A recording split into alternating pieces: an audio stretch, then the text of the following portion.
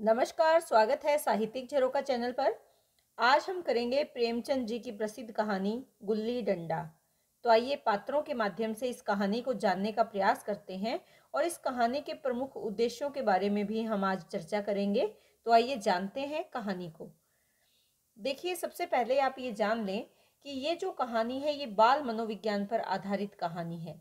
यानी बच्चे के मनोविज्ञान को ध्यान में रखकर इस कहानी की रचना की गई है कि बच्चा किस प्रकार अपने मन पर अनुभव करता है उन घटनाओं को जो उसके जीवन काल में घटित होती है। तो ये एक बाल मनोविज्ञान पर कहानी है, आदर्शवादी कहानी की श्रेणी में इसको हम रख सकते हैं। ये मानसरोवर में संकलित है, मानसरोवर के भाग 1 में ये कहानी संकलित है। इस कहानी का शीर्षक गुल्ली डंडा है, जो कि हमारे भारत का एक प्राचीन खेल रहा है। गुल्ली डंडा, ये आप जानें कि गुल्ली डंडा डंडा जो है ये हमारा पुराना खेल है, प्राचीन खेल है और यही कहानी का शीर्षक भी है। और इस खेल का इस कहानी के माध्यम से बहुत ही सूक्ष्म तरीके से वर्णन किया गया है। यहाँ पर प्रमुख रूप से दो पात्र हैं। वैसे तो कहानी में और भी कई नाम आते हैं, अपने दोस्तों के नाम आते हैं, लेकिन जो प्रमुख पात्र हैं उनकी बात मैं कर रही हूँ। एक तो कथा नायक है, जो कहानी का नायक है, उसका नाम यहाँ नहीं दिया हुआ और वो स्वयं अपनी आत्मकथात्मक शैली में इस कहानी का वर्णन करता है। दूसरा उसका मित्र है गया, जो कि एक नीची जाति का या चमार जाति का व्यक्ति है।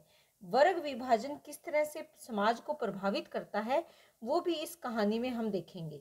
तो पात्रों के माध्यम से अगर हम देखें तो सबसे पहले जो नायक है वो गुल्ली डंडे के बारे में विशेष तौर पर ये बताते हैं कि चाहे कितने भी खेल हमारे देश में क्यों ना खेले जाते रहें, लेकिन जो गुल्ली डंडा है ये सारे ही खेलों का राजा है। यानी गुल्ली डंडा को ये खेलों का राजा मानते हैं। और अब जबकि कथा नायक की उम्र लगभग 20 साल हो गई है, क्योंकि ये 20 साल बाद या 20 वर्ष का होने के बाद अपने उसी कस्बे में लौट कर आता है। तो ये बता रहा है कि अब भी मैं जब इस आयु में आकर, अब ये सरकारी इंजीनियर की नौकरी पर है, तो सरकारी नौकरी होने के बाद भी अगर हम देखें तो ये गुल्ली डंडे के मोह को नहीं त्याग पाता। तो ये कहता है कि आज भी मैं अगर लड़कों को गुल्ली डंडे खेलता हुआ देखता हूँ तो जी लोटपोट हो जाता है कि इनके साथ जाकर खेलूं।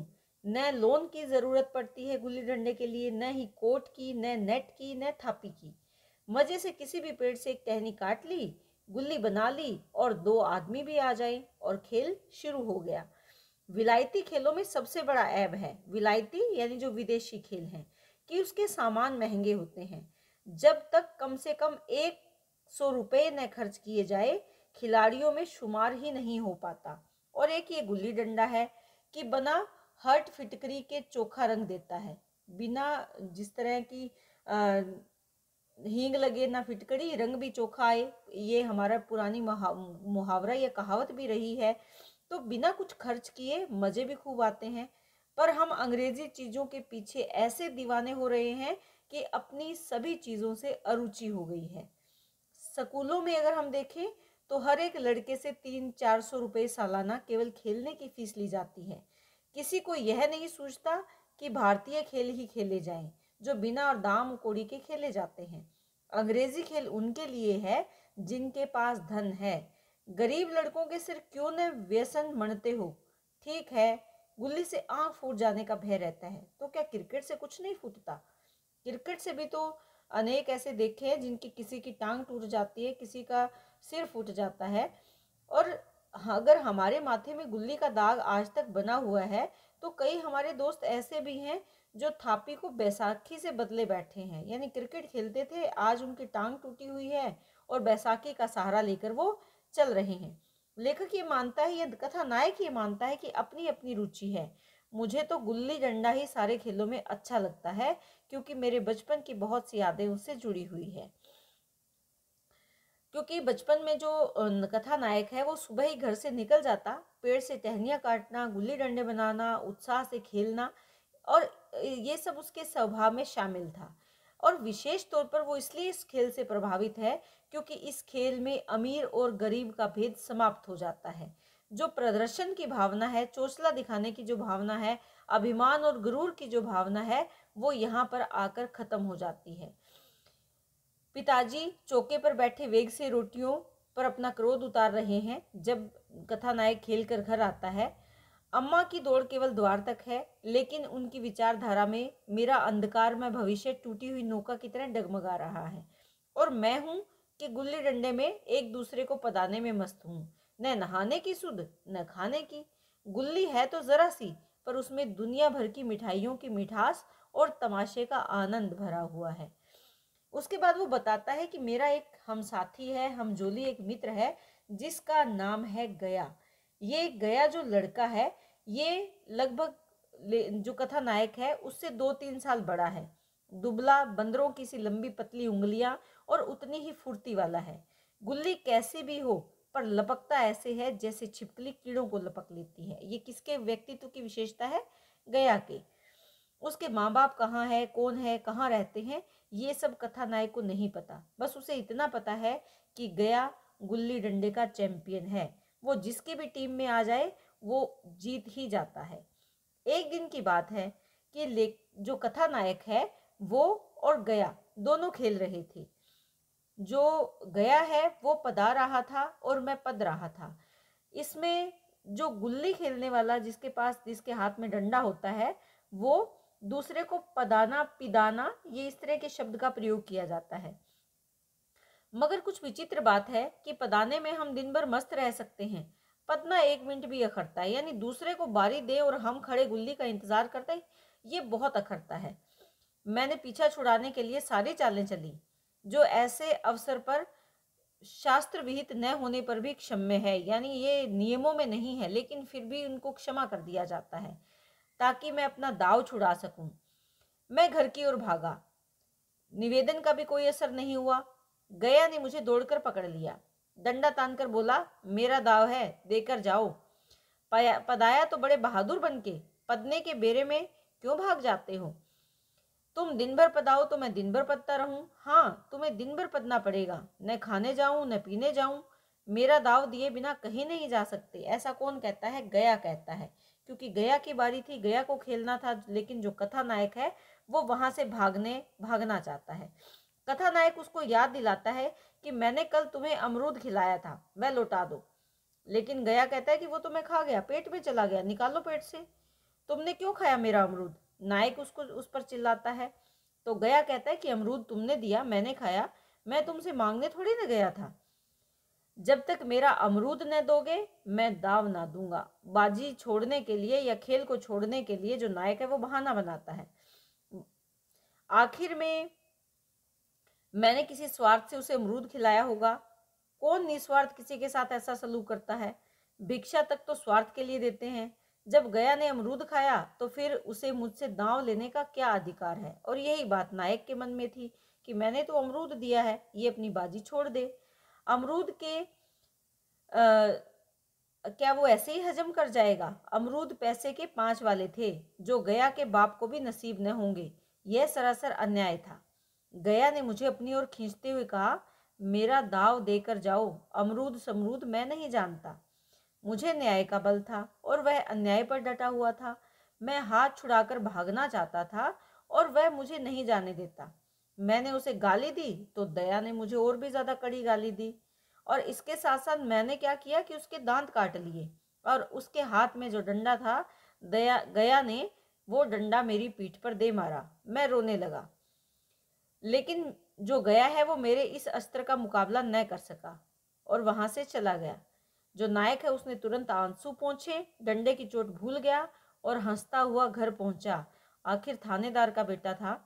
नीची जाति के लड़के से पिटकर घर पहुंचना और रोना, ये नायक को अपमान लग रहा था। घर में भी उसने किसी से शिकायत नहीं की। थोड़े दिनों बाद ही परिवर्तन आया और पिताजी का वहां से तबादला हो गया। जो कथा नायक है ये बहुत खुश है, अपने दोस्तों को बढ़ा चढ़ा के सारी बातें बताता है कि मैं वहां जाऊंगा, अंग्रेजी स्कूल में पढ़ूंगा। अंग्रेजी स्कूल में मास्टर किसी तरह की पिटाई नहीं कर सकते, अगर वो पिटाई करते हैं तो उनको जेल जाना पड़ता है। वहां अपने गांव जैसे छोटे छोटे घर नहीं है, बल्कि बड़े बड़े मंजिलों वाले घर हैं। इस तरह की बातें नायक अपने दोस्तों में बताता और उसके दोस्त आंखें फाड़े उसकी बातें सुनते रहते और ये कहते कि उन्हें ऐसे अनुभव होता जैसे मानो ये तो भगवान हो गया, नई जगह पर जा रहा है, ये तो ईश्वर हो गया, उसकी बातें सुनने में ध्यान लगाते। इसके बाद 20 साल गुजर गए, यानी 20 साल का समय बीच में आ गया। जो कथानायक है उसने इंजीनियरिंग की पढ़ाई पास कर ली और सरकारी नौकरी में लग गया। उसी दौरान वो जिले का दौरा करते हुए अपने कस्बे में आ गया और वहां पर डाक बंगले में ठहरा। उस स्थान को देखते ही उसे बचपन की यादें ताजा हो उठी। उसने वहां से छड़ी उठाई और कस्बे की सैर के लिए निकल पड़ा। आंखें जैसे कुछ ढूंढना चाह रही थी, वही पुराना बचपन, पुराने दोस्त, कुछ ढूंढना चाहता था वो। वहां उसने देखा कि बहुत सारा परिवर्तन आ गया है। कुछ कच्चे मकान जो थे वो पक्के हो गए हैं। जहाँ बरगद का पुराना पेड़ था वहां अब सुंदर बगीचा बन गया है, यानी उस स्थान की तो काया ही परिवर्तित हो गई है। उसने देखा कि कुछ बच्चे वहां पर गुल्ली डंडा खेल रहे थे। उन लड़कों को देखकर उसके मन में एक व्याकुलता का भाव आया और वो उनके पास जाकर उन्होंने पूछा कि बेटा, यहाँ कोई गया आदमी रहता है? तो दूसरे ने कहा, गया चमार?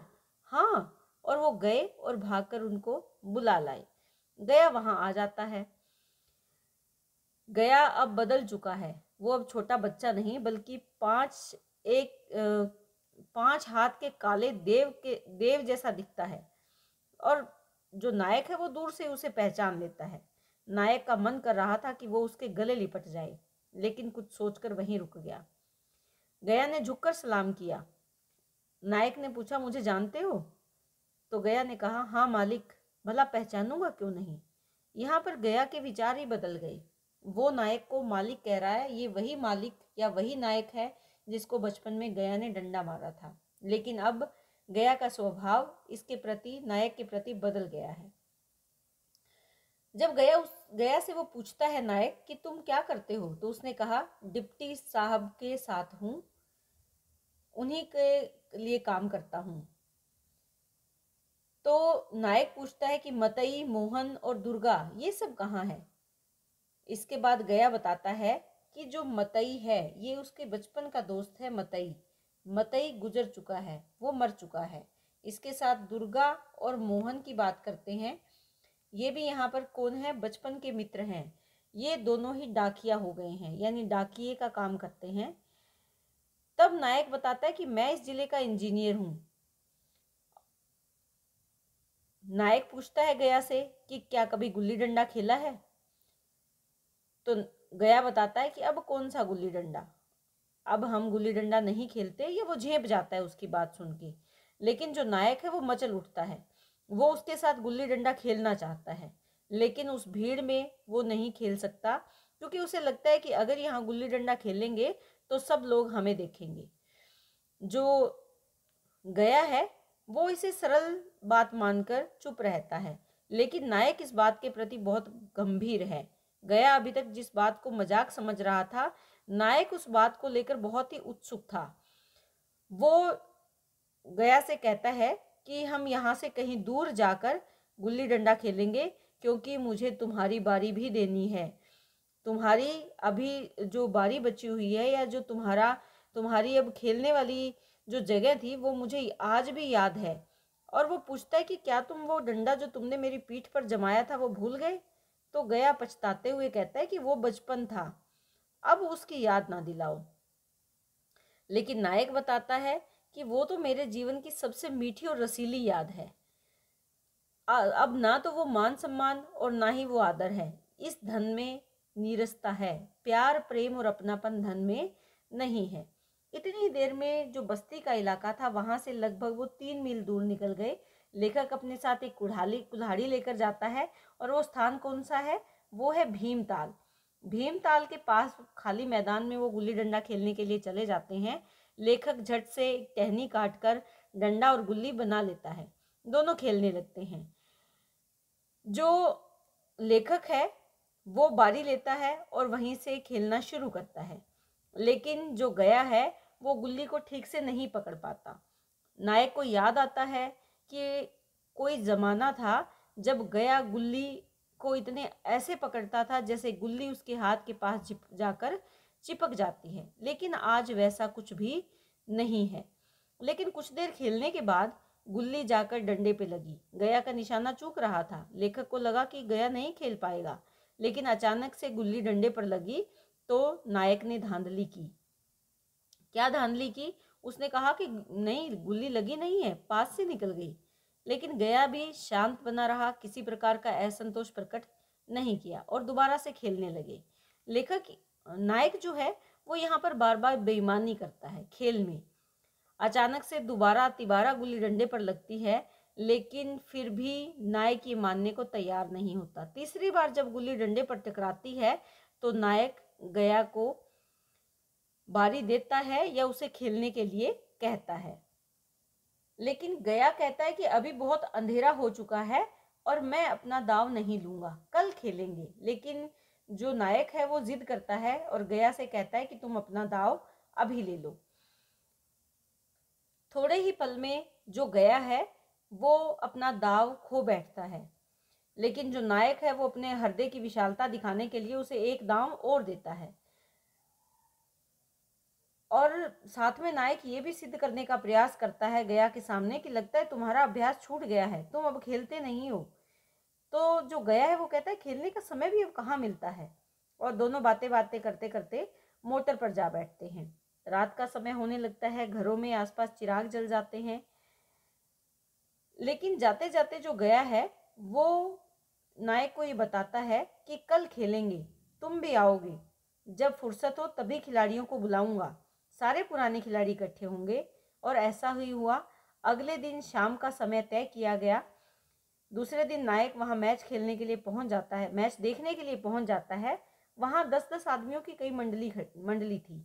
उसमें से कुछ ऐसे भी थे जो नायक के बचपन के साथी थे। खेल शुरू हो गया। नायक मोटर में बैठकर ही तमाशा देखने लगता है। आज का खेल उसका निपुण्य देखकर चकित हो गया। किसका? गया का। गया खेल रहा है और इतना गजब का, जैसे बचपन में खेलता था, लेकिन अब उस बचपन के खेल में परिपक्वता आ गई है, प्रौढ़ता आ गई है। तब नायक को ये एहसास होता है कि कल जो गया खेल रहा था वो केवल मुझे खिलाने के लिए खेल रहा था और आज स्वयं नायक को उसके सामने तुच्छ अनुभव होता है। मैं खेल में तो नहीं था, पर दूसरों के इस खेल में मुझे वही लड़कपन का आनंद याद आ गया, जब हम सब कुछ भूलकर खेल में मस्त हो जाते हैं। और अब जो नायक है वो बता रहा है कि अब मुझे एहसास हुआ कि कल गया ने मेरे साथ खेला नहीं, केवल खेलने का नाटक किया। उसने मुझे दया का पात्र समझा। मैंने धांधली की, बेईमानी की, पर उसे जरा भी क्रोध नहीं आया, इसीलिए कि वह खेल नहीं रहा था, मुझे खिला रहा था, मेरा मन रख रहा था। वह मुझे पदाकर मेरा कचुम्बर नहीं निकालना चाहता था। मैं अब अफसर हूँ। यही अफसरी मेरे और उसके बीच में दीवार बन गई। मैं अब उसका लिहाज पा सकता हूँ, अदब पा सकता हूँ, लेकिन साथ नहीं पा सकता। लड़कपन था तब मैं उसका समकक्ष था, उसके बराबर था, लेकिन अब मैं एक विशेष पद पर केवल उसकी दया का पात्र हूँ। वह मुझे अपना जोड़ नहीं समझता। वह बड़ा हो गया है और मैं छोटा हो गया हूँ। नायक के इसी विचार के साथ कहानी समाप्त हो जाती है। तो इस कहानी में हमने ये जाना कि समय परिवर्तन के साथ किस प्रकार जो बचपन में हमारे दोस्त होते हैं, मित्र होते हैं, किस प्रकार उनके स्वभाव में परिवर्तन आ जाता है। और इसमें केवल समय ही महत्वपूर्ण भूमिका नहीं निभाता, बल्कि हमारा पद प्रतिष्ठा भी इसमें महत्वपूर्ण भूमिका निभाती है। आइए अब कहानी के उद्देश्यों के बारे में थोड़ा जान लेते हैं। इस कहानी के उद्देश्य की बात करें तो सबसे पहले बाल भावना और खेल का चित्रण। बाल भावना यानी बच्चों के मन में किस प्रकार के भाव हैं, कैसे बच्चों में मनमुटाव हो जाता है, खेलते खेलते एक दूसरे के विरोधी हो जाते हैं, लेकिन ये भाव स्थायी नहीं होते। थोड़े समय बाद ही ये विरोध का जो भाव है ये समाप्त हो जाता है। और ये किसके कारण होता है? खेल के कारण होता है। यानी खेल में वैर, मनमुटाव, विरोध तो उत्पन्न होते हैं, लेकिन ये स्थायी नहीं होते, ये अस्थायी होते हैं और थोड़े समय बाद ही समाप्त हो जाते हैं। तो बाल भावना का चित्रण किया है, बाल मनोविज्ञान का चित्रण किया है। बच्चे किस प्रकार से अपने बचपन को स्वतंत्रता से या अपने मित्रों के साथ व्यतीत करना चाहते हैं, उसका बहुत ही सूक्ष्म तरीके से चित्रण यहाँ लेखक ने किया है। दूसरा उसका उद्देश्य है मानवीय संबंधों की स्थापना करना। देखिए मानवीय संबंध कैसे स्थापित हो रहे हैं। जो गया है ये खेल में अभी भी बहुत अच्छा है। 20 साल बाद का समय है उनके बचपन से, लेकिन अभी भी ये खेल में बहुत अच्छा है। परंतु अपनी मानवीयता का परिचय देते हुए वो अपने अफसर मित्र को हराता नहीं है या उसके साथ अपना वास्तविक खेल प्रदर्शन नहीं करता, बल्कि उसका सम्मान करता है और उसे खेलने का अवसर देता है। यहाँ पर हमें पता चलता है कि मानवीय संबंधों की स्थापना किस प्रकार समाज में आवश्यक है। इसके साथ साथ जो बचपन के संबंध है, वो संबंध किस प्रकार हमें हमारे मस्तिष्क में अपना स्थान बना लेते हैं कि हम बड़े होकर भी उनको भुला नहीं सकते या उनका त्याग नहीं कर सकते। तो ये जो प्रेम भाव है, जो बाल बाल प्रेम है, ये भी मानवीय संबंधों की स्थापना करने में अपनी महत्वपूर्ण भूमिका निभाता है। उसके बाद है सामाजिक भेदभावों की पुष्टि। इस कथा का मुख्य उद्देश्य है, देखिए, वर्ग विभाजन। इससे हमारा समाज हमेशा ही प्रभावित रहा है और वर्गों में विभाजित होने के कारण ही जो समाज में भेदभाव है वो स्थापित हो जाता है। यहाँ पर वही गया जो बचपन में अपने अफसर मित्र के डंडा लगा देता है, अब वही उसके सामने हाथ जोड़कर मालिक के संबोधन से उसे उसके साथ बात करता है या उसे मालिक कहकर संबोधित करता है। तो ये जो व्यवहार है, ये हमारे सामने जो समाज में भेदभाव है उनकी पुष्टि करता है कि हमारा समाज किस प्रकार वर्गों में विभाजित हो चुका है और इस वर्ग विभाजन का किस प्रकार से मानवीय संबंधों पर प्रभाव पड़ता है। चौथा जो उद्देश्य इस कहानी में स्पष्ट होता है वो है पद प्रतिष्ठा का मानवीय मूल्यों पर प्रभाव।